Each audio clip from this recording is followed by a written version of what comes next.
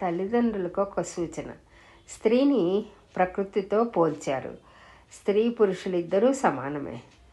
చిన్నతనం నుండి పిల్లలు పెద్దలు చెప్పే మాటల వల్ల కంటే కూడా వారి ఆచరణ విధానాల వల్ల ప్రభావితం అవుతారు. వాళ్ళు చూసి నేర్చుకునేదే ఎక్కువ అన్న వాస్తవాన్ని తల్లిదండ్రులు మర్చిపోకూడదు. సమాజంలో ఆడమగ భేదం బాగా నాటుకుపోయింది. కూతురు కొడుకులను పెంచడంలోనే చాలామంది తల్లిదండ్రులు తేడా చూపిస్తారు.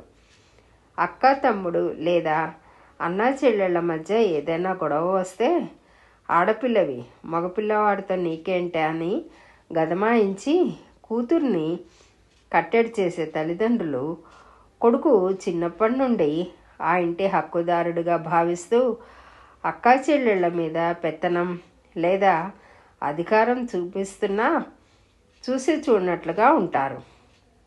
ఇంట్లో కూతుళ్ళు తల్లిని, కొడుకు తండ్రిని అనుసరించడం లేదా అనుకరించడం సహజం.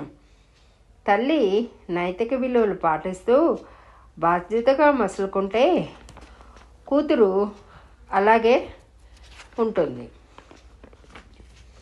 ఆ విధంగానే తండ్రి ఉన్న కొడుకు ఆ విధంగానే తయారవుతాడు.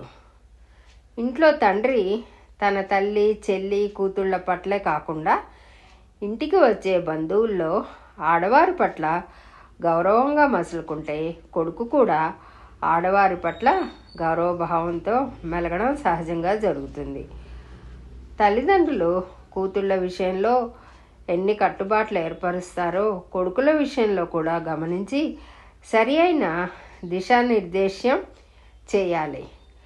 పరాయి స్త్రీని తల్లిగా భావించేంత స్వచ్ఛమైన మనసు లేకున్నా తమకు చెందని స్త్రీ పట్ల దౌర్జన్యం చేసే హక్కు లేదన్న వాస్తవం గుర్తుంచుకొని మసలుకోగలిగేలా పెంచినా చాలు. స్త్రీల పట్ల అరాచకాలకు ముఖ్య కారణాలు తల్లిదండ్రుల పెంపకం, అలసత్వం. వారి ఆచరణ విధానాలే చాలా వరకు కారణమవుతున్నాయి. ఏ తల్లిదండ్రులకైనా పిల్లల మీద నమ్మకం ఉండడం సహజం, నమ్మకం ఉండాలి కూడా. కానీ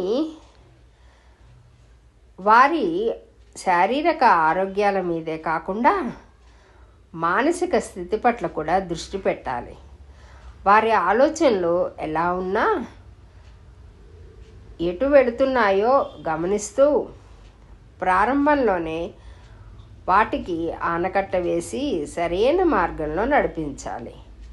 పిల్లలు అపసవ్య మార్గంలో వెళుతున్నారంటే తల్లిదండ్రులు ముందు తమ ఇద్దరి ప్రవర్తనను సరిచేసుకోవాల్సిన అవసరం ఉన్నదేమో గమనించుకోవాలి.